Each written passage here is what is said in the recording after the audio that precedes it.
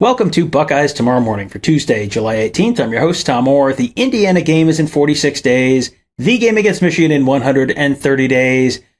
Today, we're taking a little bit of diversion from our usual format. We're going to be answering some listener questions, and these are questions that were sent in to the Buckeye Weekly podcast, and we got so many questions that we did one show last week. We dropped another show yesterday. We're going to drop another show later in the week, and we still had some questions left over that we thought were really good questions. So we're going to do a little spillover show here and do a Buckeyes Tomorrow Morning listener question show. Hope you guys enjoy it. If you do, make sure you are also subscribed to the Buckeye Weekly podcast. I do that show with Tony Gerdeman, and I'm doing this show with Tony Gerdeman as well. He joins me this morning. Tony, let's start with this first one from our buddy Ryan Dawes. Is there a concern that Brian Hartline will be as, quote, underachieving an offensive coordinator as Kerry Combs was as a defensive coordinator? And here's his second sentence, and I think this may be the sentence that makes the first sentence not really a concern at all. Is it possible with Ryan Day as the head coach? Yeah, that was, I didn't even see the second portion of that because I stopped reading after the first sentence. That's usually how I operate. I don't read the full extent of really much of anything. But to me, that's the answer. I equate being a first-time offensive coordinator for a Ryan Day offense is like bowling with bumpers, basically. Now, you may be throwing strikes all the time.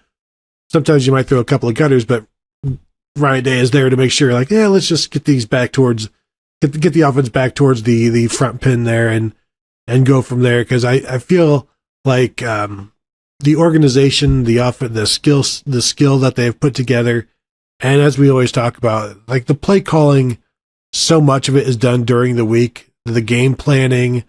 And so when it comes to the point where actually calling plays, he's not calling anything that they haven't planned. And it's not like Ryan Day's on the headset and Brian Hartline's calling a bunch of plays that like, but those aren't even words we have used in the meetings. So I think everything that Hartline will call will be relatively expected. And if it's not expected and the results aren't great, then it's time to like recalibrate, like, okay, let's get a little bit back towards what we talked about during the week. And so I think Ryan Day will have opportunities during the week as they're talking about it. And Brian's like, I want to do this and this and this and this. And well, how does it set up this?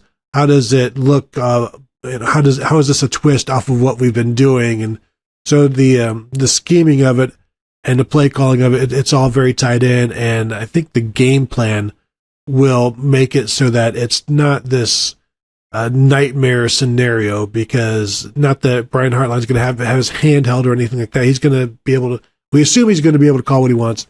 I just think with Ryan Day there and the organization aspect of it, like, it's not a sure thing, but you still have Ryan Day there to make things right, and you still have the offensive skill to make it right. I feel like the analogy that comes to mind for me is a little different than yours. It's you're learning to ride a bike, and Dad can run along with you. As long as Dad is feeling that bike wobble a little bit, Dad can hold the back of that seat, and then when he feels like you got it, you can let go, and then, there is nothing that says that Brian Hartline has to be the sole and only person taking on the quote-unquote play-calling role for week one. That can be something that sort of rolls out gradually over the course of the season, over the course of multiple seasons. Ryan Day is still going to have headsets that are plugged in and turned on, so, this is not a Brady Hoke situation. He will know what is going on around him and will be able to listen and say, hey, that is not what we discussed, or that is not what I would do. Ryan Day still has, the ultimate kind of seal of approval on everything. So, yeah, for that reason, I think this is a lot like, Alabama got a new defensive coordinator. Georgia got a new defensive coordinator. Like, Nick Saban, Kirby Smart, Lincoln Riley Lincoln Riley is still at USC. I'm not that concerned with who their offensive coordinator is. Ryan Day is very much in that conversation as well. If you have a head coach who specializes in that side of the ball, they are sort of still, they're on that org chart somewhere on the defensive side of the ball as well, where they're going to have some responsibility and be able to kind of keep things out of the gutters, to use Tony's analogy. To borrow your analogy, the best thing about having a first-time offensive coordinator and the training wheels and things like that, they don't know how to break. They don't know how to stop. They just keep going. And so I think, that's a good note for this offense. Yeah, that would be no breaks works great unless you're playing in a stadium with walls real close to the back of the end zones, and then it might be more of a concern. Got to play in those stadiums with the tunnels behind the end zone, so you can kind of just run up that tunnel. Next one. Speaking of things that would be a big mess, from @Rydog2729, bigger mess. Who will get playing time at running back or safety this year? This is something this is kind of a problem, but also having enough talented players that you have 5 capable running backs who you want to get carries for, or, however you want to calculate the number of safeties that they want to get snaps for at safety. This is, this is a good problem to have either way, but which of these is more of a concern to you or more of a question for you this year? Yeah, it's a good mess. It's like a cream pie food fight, basically. I think even based off of what happened last year with the running backs, where they needed every single one of those running backs and also a wide receiver in Xavier Johnson, I think finding playing time for all 5 running backs is going to be more difficult than finding playing time for the safeties, because you can put these guys in packages. Not that you can't do that with running backs, but I think the safeties, they all kind of have the ability to do some different things, whereas the running backs, who does different things? I'd say Evan Pryor is a guy that can do some different things, and certainly Travion Henderson can play in the slot some if they wanted to, but Mayan Williams, Dallin Hayden, they're kind of Chip Trainum. They're not the same guy, but they're going to run and do their thing, and it's hard to get more out of them than what they do running the ball, and any of them are fine running the ball, but you look at defensively, what do you want to do with Sonny Styles? Because you can put Sonny Styles on the field, and you can still have Lathan Ransom on the field. You can still have Josh Proctor on the field, and you can still have Cam Martinez or Jihad Carter still on the field. So, you can have all of those guys on the field together. You can't have Evan Pryor, Travion Henderson, Mayan Williams, and Chip Trainum on the field together. Sure. Yes, finally, Tom, the diamond formation is finally coming to Ohio State after, 6 years of talking about it with Tim Beck's arrival. But no, I think the bigger mess is how you're going to get those running backs, and also how you're going to keep them, and we always say keep them happy. How are you going to keep them, just the number of touches they got last year? I say Dallin Hayden, 100 carries last year. I don't see him getting that.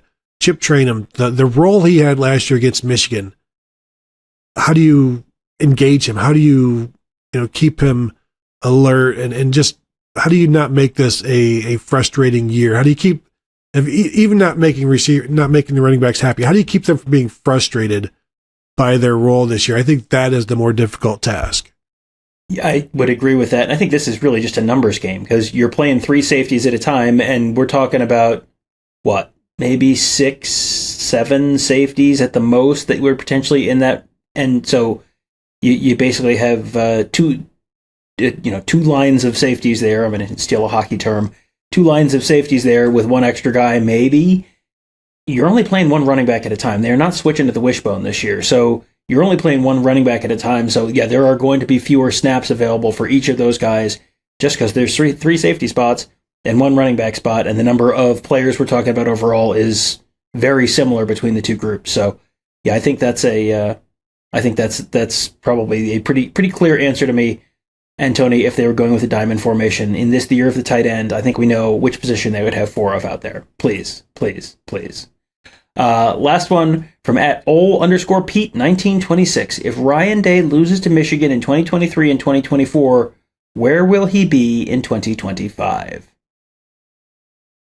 If Ryan Day and Ohio State lose to Michigan in 2023 and 2024, I would like to know, as always, what else happens, because if they're in the playoffs, it doesn't matter. If they're 10-2, it probably doesn't matter.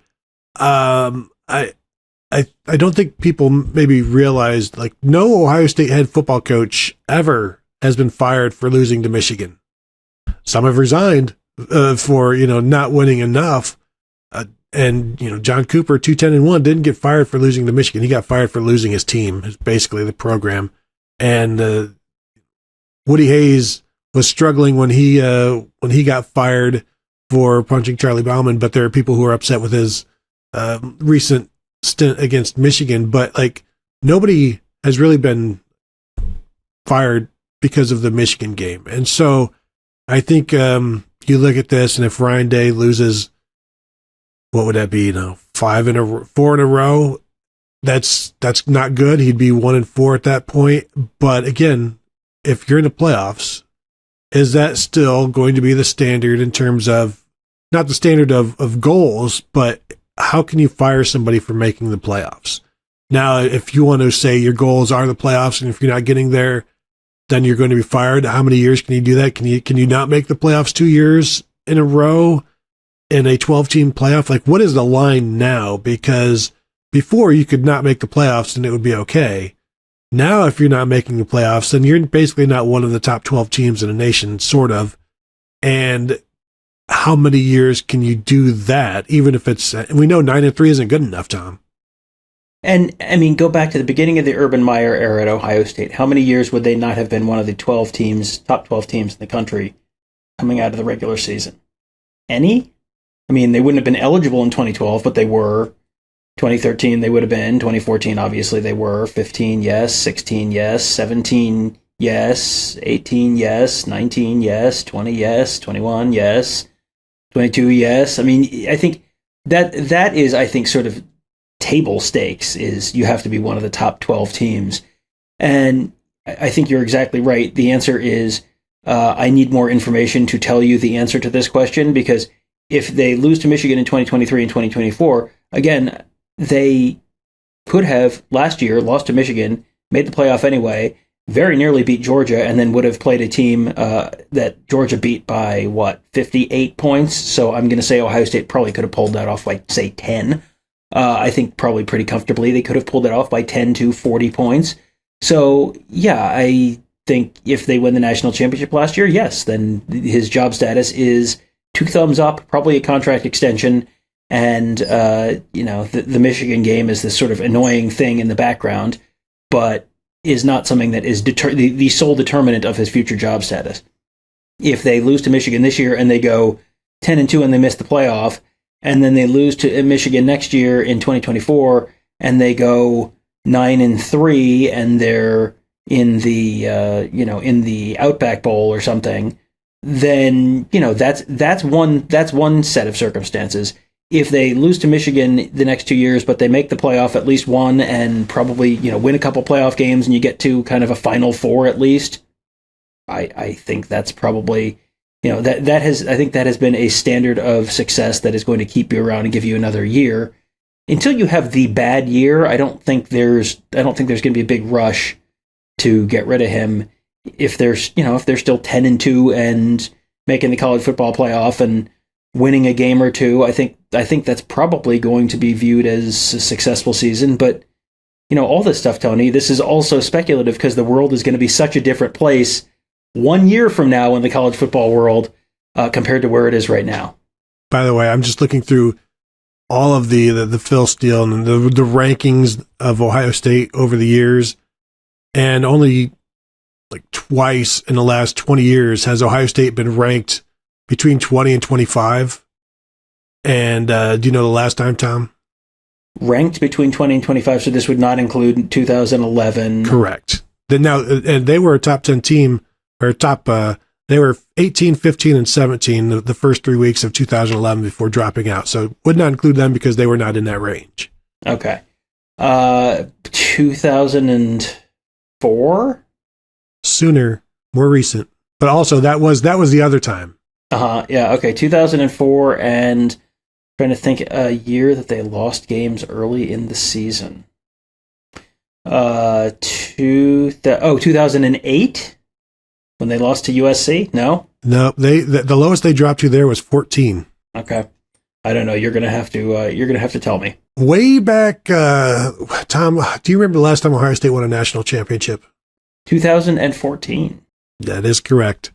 They dropped to 22 after they lost to Virginia Tech and stayed there for a couple weeks. Moved up from 22 to 20 after a big win over Cincinnati. Well, I'm going to guess they were 22 or so sometime in the 1994 season when they finished 9-4. So maybe the 1984 season. I don't remember the order in which those losses came, but they might have been there. That was, I think, a 3-loss team that went to the Rose Bowl. So it could be 1984, 1994, 2004, 2014, Tony. Are the 2024 Buckeyes absolutely doomed to be ranked somewhere in the 20s? I mean, I don't know. It's just math.